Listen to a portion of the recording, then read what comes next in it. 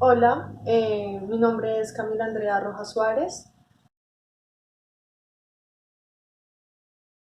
y mi tutora es Sonia Rocío Corredor. Y bueno, voy a hacer una pequeña contextualización de qué trata mi proyecto de grado en el primer capítulo. Bueno, la intención de la parte pedagógica tiene que ver cómo incentivar esa identidad cultural, cómo darle más apropiación y más conocimiento a los jóvenes y a los niños de la actualidad. En la pregunta problemática es cómo se puede incentivar y cómo se puede hacer más propia esa identidad cultural colombiana. Bueno, en la fundamentación contextual, eh, los antecedentes o estado del arte, en la parte de lo local, más que todo encontré documentos que tienen que ver cómo el educador físico busca incentivar la identidad cultural como un medio y como una forma de garantizar que no se pierdan esos ideales culturales por medio de la expresión corporal y, y cómo esto imparte el desarrollo del cuerpo propio, cómo le da características propias y le da un fundamento más importante a esa identidad cultural y a la parte expresiva. Bueno, en la parte de antecedentes nacionales, en los antecedentes nacionales ya se ve más la importancia de la identidad cultural, cómo esta identidad cultural se ha perdido o se ha dejado un poco de lado por la parte de la globalización, lo que hace que se empodere más la parte de las tecnologías y de las potencias mundiales, permitiendo o haciendo que se olvide un poco la idea de esa identidad cultural colombiana y tomar más gusto por la identidad europea, más que todo en nuestros jóvenes y niños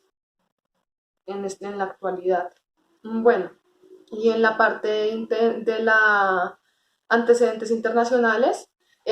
ya se ve cómo la identidad cultural es un proceso que ha sido una tradición y tiene una historicidad que le da poder y fuerza para que nunca se acabe y nunca se olvide, porque pues esto es lo que identifica a una ciudad, a una región o al mismo país, que es lo que nos compete pues en este PCP. Bueno, en el marco legal, tuve en cuenta la Constitución Política de Colombia en dos artículos, sobre todo. El primero es el artículo 7 que habla del Estado, el Estado reconoce y protege la diversidad étnica y cultural de la nación. Y el artículo 55 que habla de la ley que establece mecanismos para la protección de la identidad cultural. Entonces, en esta ley lo que se permite ver es cómo debe tener fuerza la identidad cultural y cómo se le da ese espacio para que crezca y para que no se olvide, para que se tenga en cuenta como una parte importante, ya que pues varios acontecimientos de la expresión corporal, como el Carnaval de Barranquilla, son patrimonio cultural de Colombia. Entonces, por eso me parece importante seguir incentivando y seguir dándole más fuerza a esta identidad cultural, más que todo en los jóvenes y los niños. Bueno, también encontré o se encuentra el Ministerio de Cultura, el cual habla de un compendio de la legislación cultural, el cual tiene diversos artículos, como uno es la integración del patrimonio cultural, eh, el siguiente, funciones generales y criterios de valoración de la propia identidad cultural. Entonces, este documento lo que busca es dar esos fundamentos del por qué existe esa identidad cultural y de cómo seguirla fortaleciendo y de cómo seguir dándole su valor en la nación y sí, en Colombia en general. Bueno, ya en la parte de la perspectiva educativa, se estuvo revisando varios autores los cuales están en las áreas de pedagogía, de disciplinar y de humanística. En la parte de pedagogía se habla de la pedagogía dialogante de Subiría, el cual propone que se debe crear una relación entre docente, estudiante y cultura, como estos tres elementos forman a ese ser que quiere una transformación y un aporte pues para la sociedad. En este caso, como esa identidad aporta para esa creación y ese mejoramiento de la sociedad. También se habla de una zona de desarrollo próximo, que es una transición entre las necesidades y una forma de guiar al estudiante o al sujeto para que transforme sus ideas y sea creativo al momento de ejecutar o hacer algún trabajo.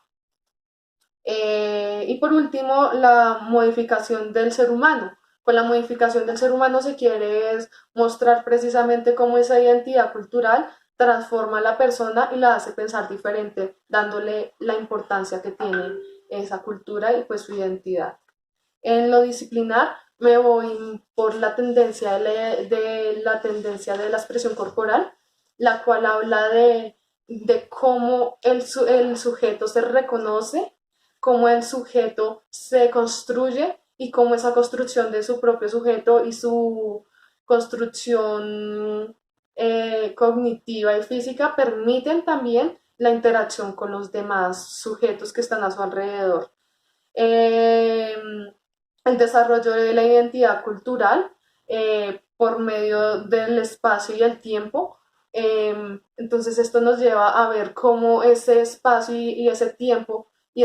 ese pasar de la tradición se puede seguir fortaleciendo y más que todo también esta tendencia permite ver ese fortalecimiento. Eh, la historicidad, que tiene que ver más que todo con cómo ese proceso de historia ha permitido que la educación también imparta y siga dándole importancia a esta misma.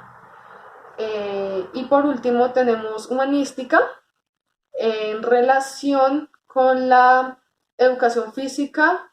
a la motricidad humana de Manuel Sergio, el cual habla de un ser humano de movimiento, de corporeidad y de motricidad humana. Él dice que la motricidad humana y las formas de movimiento del ser humano deben tener una trascendencia y una formación y un cambio, lo que permite que mejore el ser humano en la parte cognitiva, en la parte social, en la parte cultural y en la parte de relaciones. ¿Cómo se hace esto? Por medio de interacciones entre los sujetos que le permiten mejorar y fortalecer las debilidades que cada ser o cada sujeto tenga. Bueno, muchas gracias.